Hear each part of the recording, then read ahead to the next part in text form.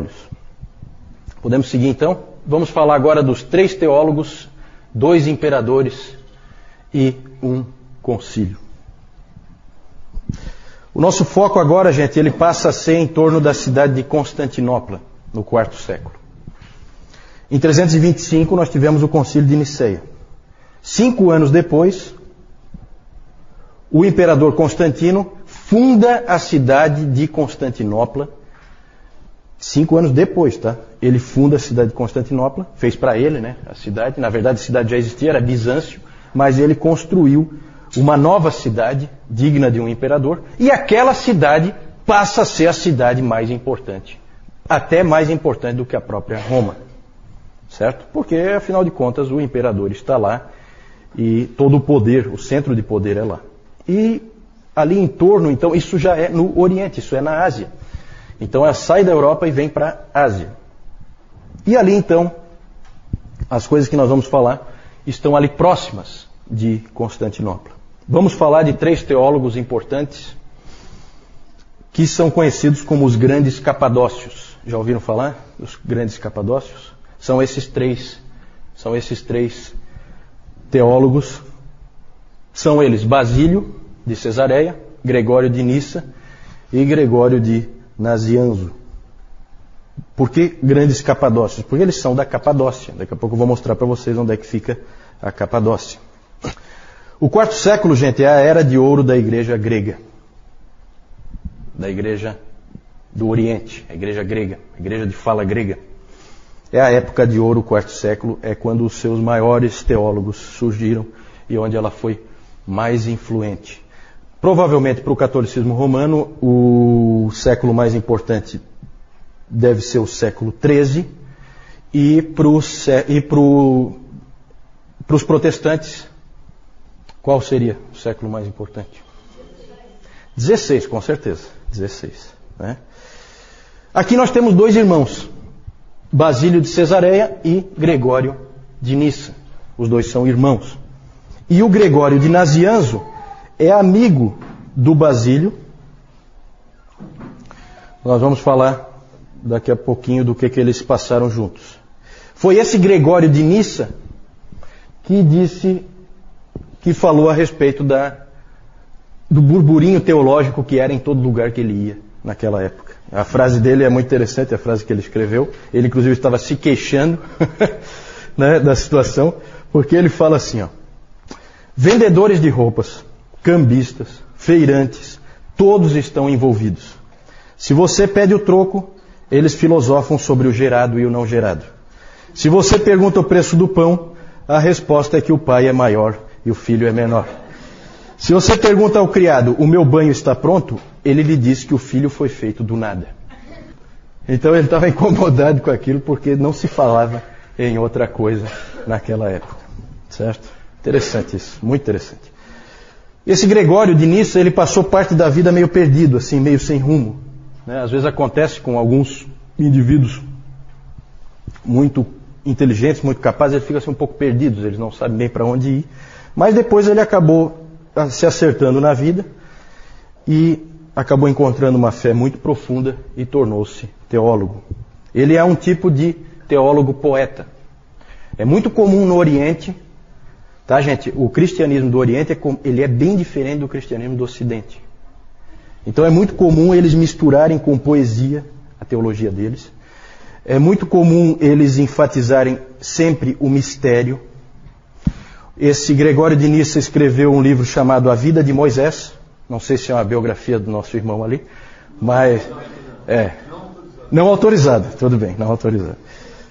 A Vida de Moisés, e ali ele escreve uma frase que só para vocês terem como exemplo, ele põe uma frase assim, ó: Moisés penetrou a escuridão e então viu a Deus nela. Perceberam assim a coisa poética, misteriosa? Isso aí é só um exemplo de uma frase. É assim que eles fazem teologia. É assim que eles sempre fizeram teologia. Tá?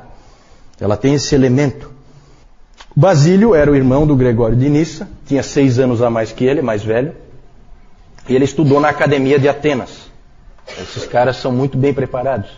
O Basílio de Cesareia estudou na Academia de Atenas e lá ele conheceu um sujeito que passou a ser um colega para a vida toda dele, que é o Gregório de Nazianzo. Os dois estudaram juntos na academia de Atenas e depois foram monges juntos no deserto, certo? O Basílio e o Gregório. Só que eu já falei que os monges lá do Oriente, eles são os monges estranhos. Eles saem, eles se isolam para depois voltar. E foi isso que eles fizeram mesmo, tá? E o Basílio, eu já falei do Basílio, vocês provavelmente não lembram, quando nós falamos do monasticismo, o Basílio, ele apoiou o modelo de monasticismo do Pacômio, que era o de pequenos grupos da vida comum. Ele apoiou e foi ele que falou aquela coisa assim, que você tem que ter alguém com quem expressar a tua humildade. Ele falou que para Jesus Cristo lavar os pés, ele não podia ser os pés dele, tinha que ser os pés de outra pessoa. Foi o Basílio que disse isso. E o Basílio é famoso por ter criado a regra do monasticismo do Oriente. Certo? Não o monasticismo do Ocidente. Porque no monasticismo do Ocidente, quem criou a regra? Benedito de Núrcia. Exatamente. Certo? Quem copiou quem? Bom, como o Benedito está longe de nascer aí ainda, então eu acho que o Benedito é que copiou o Basílio. Tá? Basílio e Gregório tinham também uma irmã mais velha, chamada Macrina. Ela influenciou profundamente esses dois rapazes na fé. E o Gregório de Nissa, o irmão do Basílio, escreveu mais tarde um livro, A Vida de Macrina, em que ele conta então a história dessa Macrina. Macrina fundou vários mosteiros para mulheres. Ela era uma freira, né? uma monja, se é que se pode dizer assim, uma freira. E ela fundou mosteiros e escreveu livros. Ela também escrevia teologia já nessa época. Pode passar, vamos ver algumas ênfases dos capadócios. Primeira coisa, o mistério da divindade. Eles insistiram muito no seguinte ponto: Nicéia deu um rumo, definiu mais ou menos o balizamento do que se deve crer, mas não esgotou de maneira nenhuma a verdade. Tanto que a gente lê ali, gerado, não criado. O que quer dizer isso? Não quer dizer nada, na verdade. Né? Na verdade, é muito mais um balizamento para você não cair em heresias do que uma definição. Por quê? Porque eles deixaram claro, não dá para você entender a Deus. O mistério deve ser mantido. Isso sempre caracterizou a Igreja do Oriente. É comum a Igreja do Oriente se referir à Igreja do Ocidente de uma maneira não muito elogiosa, em que eles dizem assim, né, que o problema do Ocidente é que os ocidentais pensam demais. Mais do que deveriam. Definem as coisas muito além. Eles deveriam parar aqui e não param. Eles vão além e aí eles acabam errando. É claro que é interessante. Eu acho sempre assim, gente. A gente precisa, aquilo que eu falei no nosso primeiro encontro, a gente precisa separar o bom do ruim e a gente precisa aprender um pouquinho de cada coisa, sabe? Será que eles estão tão errados assim? Claro que não. Eu acho que a gente precisa ter o respeito. Eu acho que a gente precisa lembrar daquilo que Deus disse para Moisés, de que ele tinha que tirar as sandálias, porque o terreno onde ele estava pisando era santo. Eu acho que isso é importante. É muito fácil um teólogo começar a achar que tem uma mente tão brilhante que ele vai conseguir definir tudo, e a gente sabe que ele não define nada, e facilmente ele acaba caindo em heresias. Pode seguir? Outra ênfase dos capadócios.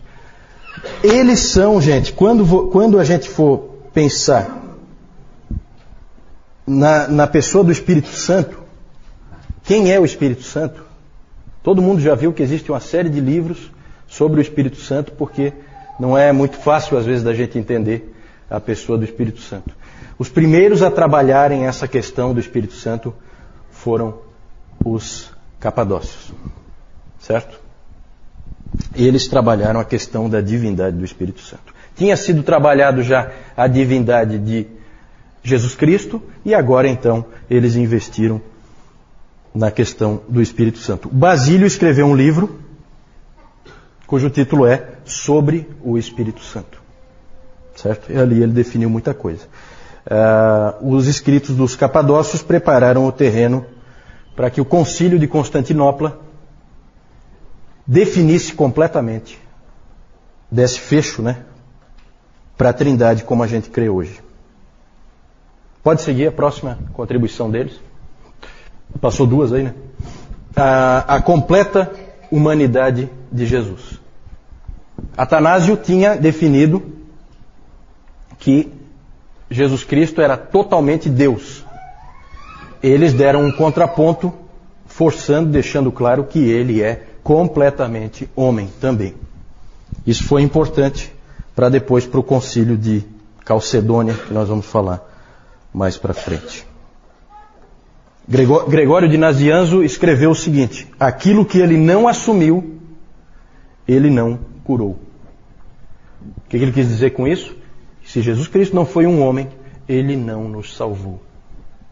E engraçado porque o Atanásio tinha escrito sobre a encarnação do Verbo, ele tinha escrito que se Jesus Cristo não é Deus, nós não estamos salvos.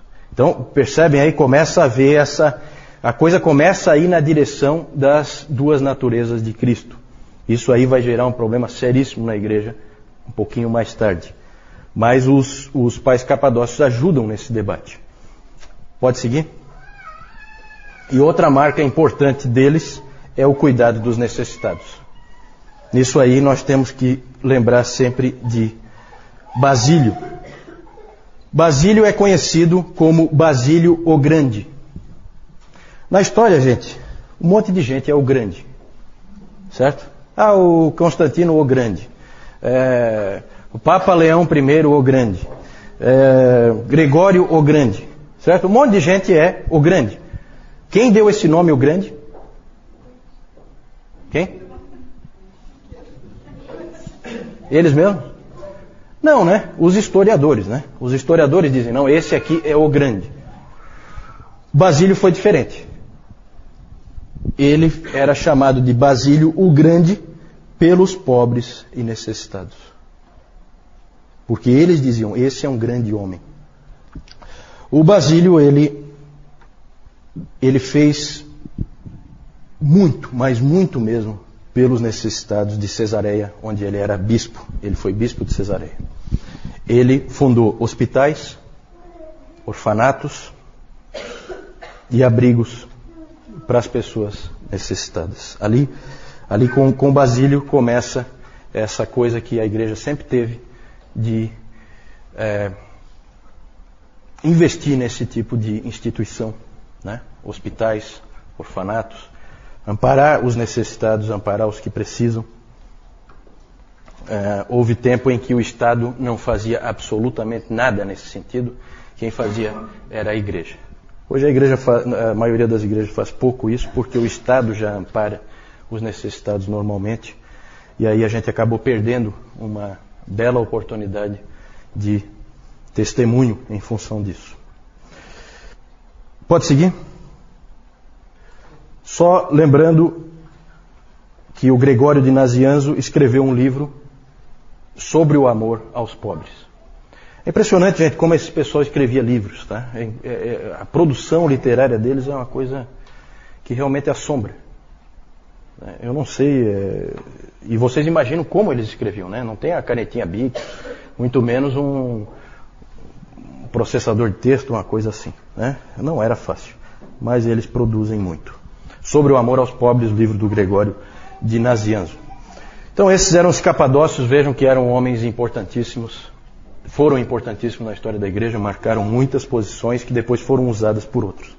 É sempre assim, tá? A história da igreja é sempre assim. Um constrói em cima do que o outro já estabeleceu. Pode ver que isso é bem claro. Vamos falar, aí agora essa parte aí eu não vou gostar muito não. Essa parte aí eu até tinha pensado em tirar, mas sou obrigado a falar, não tem jeito. O momento histórico aí exige. Vamos falar dos dois imperadores. Esse primeiro mesmo eu queria ter riscado, eu não queria falar dele. Mas pode passar, vamos lá, vamos falar dele. Não tem jeito. Esse cara aí, ele dá uma raiva. Tem gente que está descontando lá. Tem gente feliz. A vingança é um prato que se come frio, né?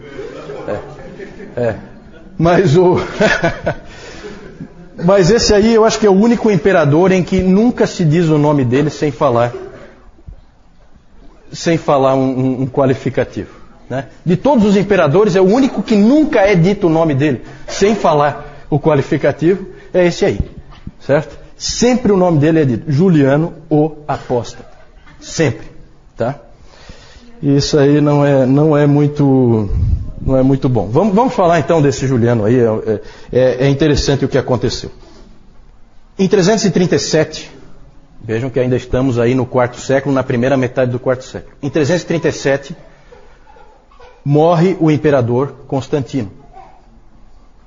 Constantino tem 3 filhos. Qual deles quer ser imperador? Quem? Qual deles quer ser imperador? Todos os 3. Né? Todos os 3. Os 3 querem ser imperadores. E por um tempo o império teve 3 imperadores. Que aí eles ficam brigando, né? Sabe como é que é? No fim, Constâncio, um dos filhos, acabou prevalecendo.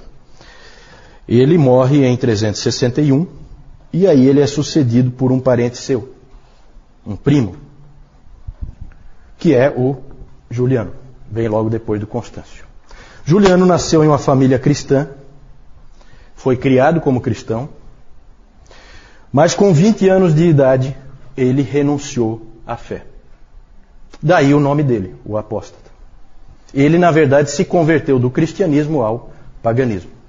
Como é que pode acontecer uma conversão desse tipo? Bom, um historiador argumenta que toda a família de Juliano foi morta pelos 3 filhos de Constantino, que eram cristãos, nominais, pelo menos, né?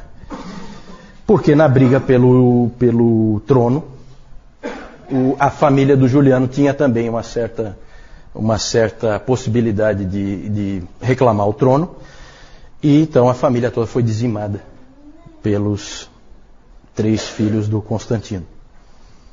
E aí havia uma enorme incoerência entre a fé professada por aqueles homens e o comportamento deles. E é o pior possível, né?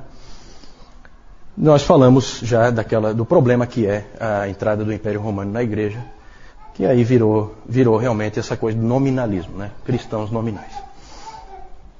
E o importante, para a gente não ficar aí chateado de que os cristãos fizeram uma barbaridade dessa, dizimaram a família dele toda, o que se sabe é que Juliano só não foi morto porque um grupo de cristãos, e aí é o contraponto, preservou a vida do pequeno menino para que ele não fosse morto.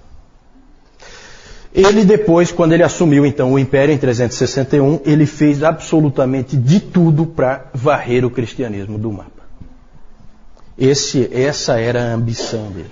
Ele queria fazer com que o Império Romano voltasse aos tempos gloriosos, né, em que ele era pagão e adorava os antigos deuses do panteão grego. Ele chamava os cristãos de galileus ímpios. Esse era o nome que ele usava. Ele disse uma vez que o único problema que ele achava para acabar com a influência dos cristãos e fazer com que eles desaparecessem era que eles investiam demais em boas obras.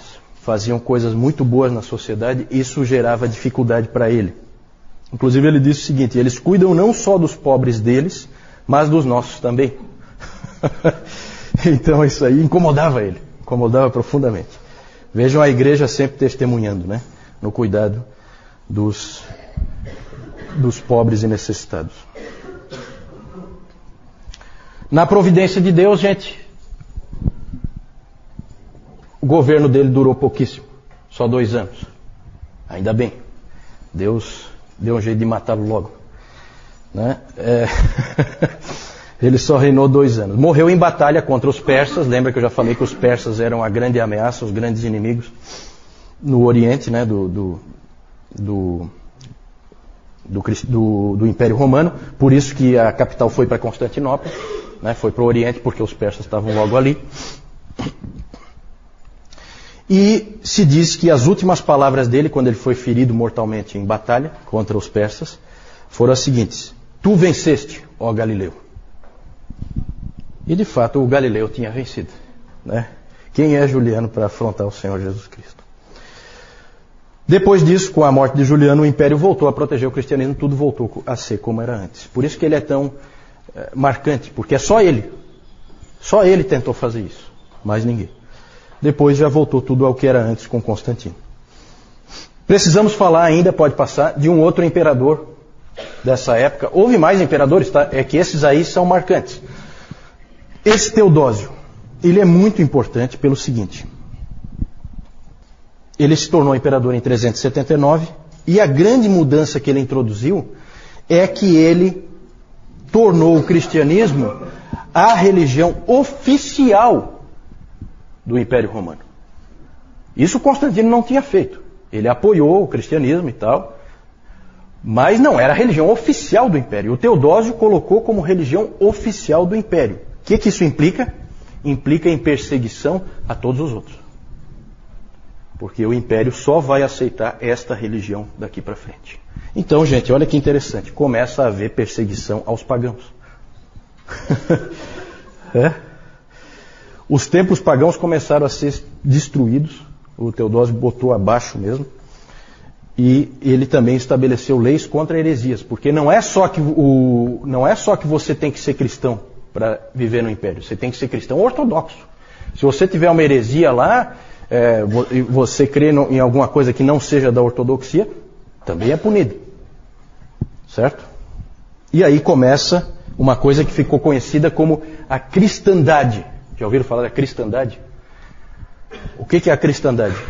Estado e igreja unidos, uma coisa só, andando juntos. Isso aí, gente, durou até a Reforma e depois da Reforma ainda, igreja e Estado andando juntos. Começou aí com o Teodósio. Teodósio, na verdade, ao tentar proteger o cristianismo, fez muito mais mal a ele do que o Juliano tinha feito. Certo? Essa que é a verdade. Pode passar? E por fim, nós falamos 3 teólogos, 2 imperadores e 1 concílio. Tudo isso aí no 4º século. Vejam só, prestem atenção no 4º século. Como é que começou o 4º século? Em 303, começa a pior perseguição que já houve contra os cristãos. Como é que termina o 4º século? O cristianismo é a religião oficial do Império Romano. Impressionante, né? É revolucionário esse 4º século. É uma coisa impressionante. O 2º concílio ecumênico, segundo é o concílio de Constantinopla. Aqui nós estamos terminando o 4º século, né? Já estamos no ano 381. Foi convocado pelo imperador Teodósio, esse concílio, e o principal tema foi a divindade do Espírito Santo.